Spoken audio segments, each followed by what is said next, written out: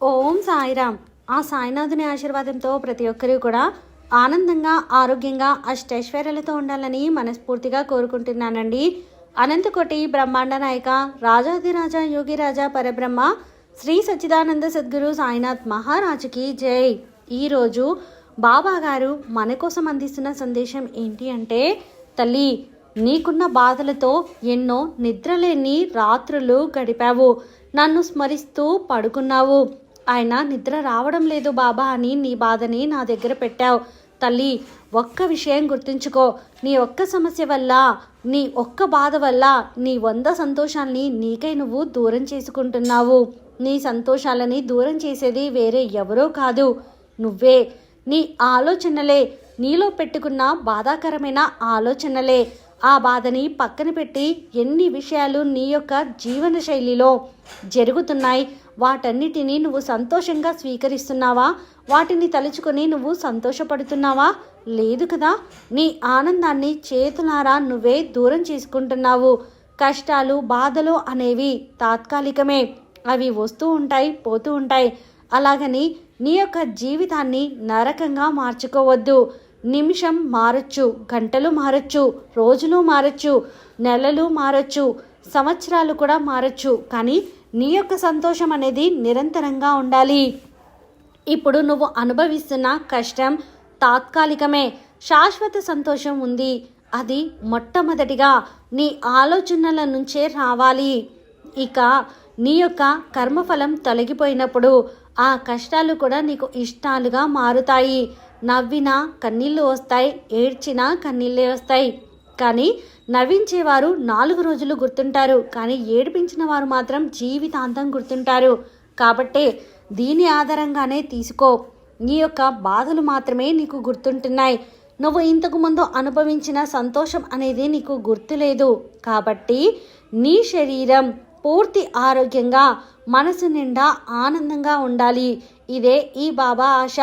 ఈ రెండు నువ్వు ఎప్పుడైతే నీ మనసులో చేర్చుకుంటావో నువ్వే అత్యంత అదృష్టవంతునివి బిడ్డ. నీకు జీవితంలో ఏది ఎప్పుడు రావాలో అప్పుడు తప్పకుండా వచ్చేలా చేస్తాను. ఏది ఎప్పుడు వదిలిపోవాలో అప్పుడే పోయేలా పోతుంది.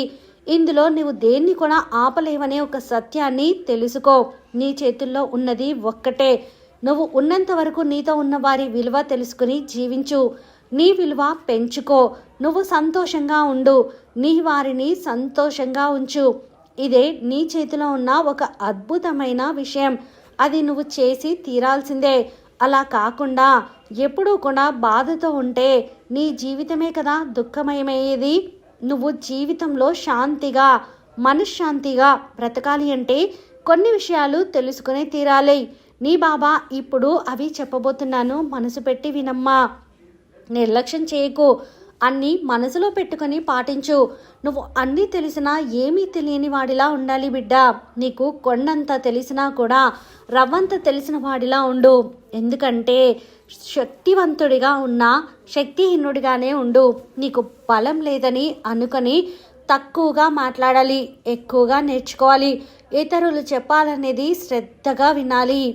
నువ్వు నేర్చుకోవాలనే దాంట్లో కూడా శ్రద్ధ ఎక్కువగా ఉండాలి. అప్పుడే నువ్వు శాంతిగా బ్రతుకుతావు, మనశ్శాంతిగా ఉంటుంది. నీ మనసు అనేది ప్రశాంతంగా ఉంటుంది. నువ్వు శక్తివంతుడిగా, నీకు అన్నీ తెలిసినట్టుగా అవతల వారికి అనిపించుకొని, ఒకవేళ నీకు కాలం కలిసి రాక అది జరగకపోతే హేళన చేసే అవకాశం ఉంది. అలాంటప్పుడు నీకు ఏమీ తెలియనట్టు ఉండి అన్నీ తెలిసిన ఒక సందర్భం వచ్చినప్పుడు నీ ప్రతిభను చూపినప్పుడు విలువ మరింత పెరుగుతుంది. అలా వచ్చి నువ్వు జీవించాలి. నువ్వు నీకు బానిస, నీ మనసుకి బానిస, ఇంకెవ్వరికీ కాదు.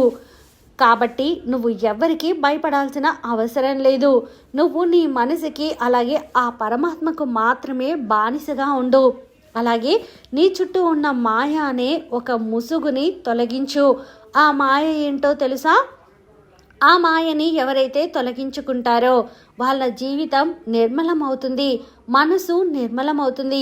ఆ మాయ ఏంటో తెలుసా బిడ్డ? నాకే అన్నీ తెలుసు అని ఒక అహం అనేది మనిషికి తగదు. అహంతో ఉన్నవాడు తప్పకుండా కాలం ముందు ఓడిపోవలసిందే. అహంకారం అనేది మనిషికి అస్సలు ఉండకూడదు. అహంకారానికి ఉనికి లేదు కాబట్టి తీవ్రంగా విచారిస్తే అసలు పొందవలసింది ఏమీ లేదని తెలుస్తుంది. నియమించడానికి మనసు అంటూ లేదని తెలుసుకుంటావు.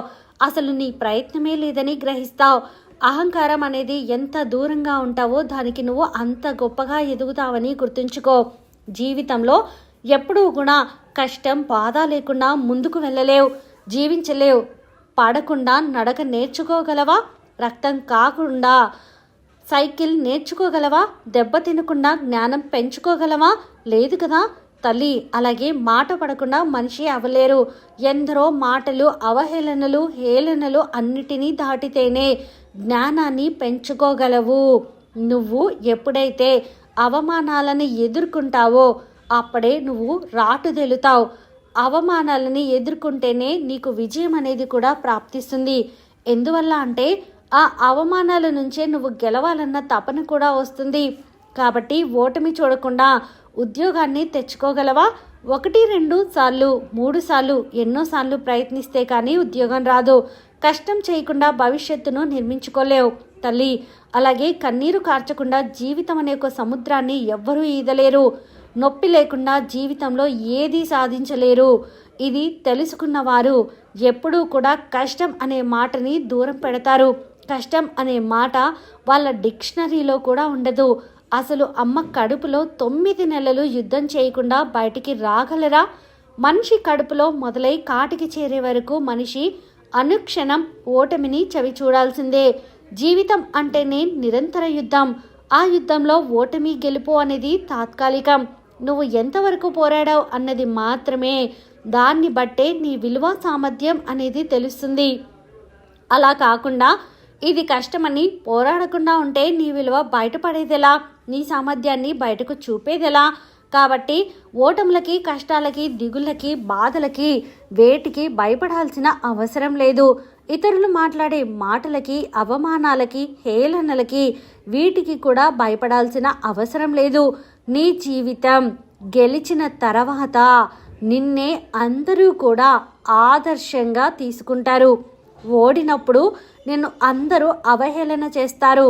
ఇది ఖచ్చితంగా జరిగేదే తల్లి. దీనికోసం నీ జీవితాన్ని ఎప్పుడూ పాడు చేసుకోవద్దు. ధనం సంపాదించడానికి ఎంతో కష్టపడుతున్నావు, కానీ ధనం అనేది నీ యొక్క అవసరాలకు మాత్రమే. నీలో ఎంత మంచి పెంచుకుంటావో అదే నీకు శాశ్వతంగా తోడుగా ఉంటుంది. సముద్రం తనలో ఉన్న జలాన్ని సూర్యుడికి దానం చేస్తుంది. ఆ జలం సూర్యుడి వద్దనే ఉంటుందా? ఉండదు. వర్షం రూపంలో ఆ సూర్యుడు అంతటి జలాన్ని మళ్ళీ భూమిపైకి కురిపిస్తాడు. ఆ కురిసిన వర్షం అవుతుంది. ఆ వర్షపు నీరు మళ్ళీ సముద్రానికే చేరుకుంటుంది కదా. అలాగే దానం చేయబడిన ధనం దానిని గ్రహించిన వాని దగ్గరికే ఉండక మరో రూపంలో దాతని చేరుకుంటూ ఉంటుంది. కాబట్టి నువ్వు కష్టపడి సంపాదించిన ధనంలో ఒక పావలా వంతు దానం చేసినప్పుడు నీకు రూపాయిగా భగవంతుడు ఇస్తూ ఉంటాడు. కాబట్టి దానం చాలా గొప్పది. దానం చేసిన చేయికి పుణ్యం ఎక్కువగానే ఉంటుంది. ఆ పుణ్యం నీకే కాకుండా నీ కుటుంబానికి కూడా ఉంటుంది. తల్లి, ఇక ఆఖరిగా ఒక్క మాట, నువ్వు ఏది చేయాలని అనుకుంటే అది చేయి, కానీ ఆశతో చేయకు, అహంతో చేయకు, పగతో చేయకు, ఇతరులు సిగ్గుపడేలా చేయకు. ప్రేమతో చెయ్యి, కరుణతో చెయ్యి, శ్రద్ధగా చెయ్యి, మానవత్వంతో చెయ్యి, అంకిత భావంతో చెయ్యి, గెలవాలనే తపనతో చెయ్యి. అప్పుడే అన్ని విధాలా నీకు భగవంతుడు అలాగే ఈ పంచభూతాల ప్రకృతి నీకు సహకరిస్తాయి. అహం అనేది ఎప్పుడు దగ్గర అవుతుందో అప్పుడు నేను ఈ యొక్క పంచభూతాలు, కాలం, ఈ ప్రకృతి ఆమడ దూరంలో నిన్ను విసిరేస్తాయి, అధపతాళానికి తొక్కేస్తాయి.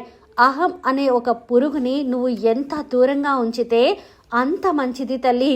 ఈ సాయి బిడ్డవైనా నీకు నేరుగా వచ్చి ఈ మాటలన్నీ చెబుతున్నానంటే నువ్వు జీవితంలో గొప్పగా రావాలని, గొప్పగా ఎదగాలని ఆచరిస్తావు కదా తల్లి అని చెప్పి బాబాగారైతే అంటున్నారండి.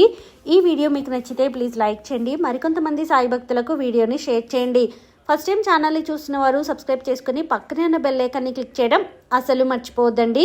సర్వేజన సుఖినో భవంతు. ఓం సాయిరామ్.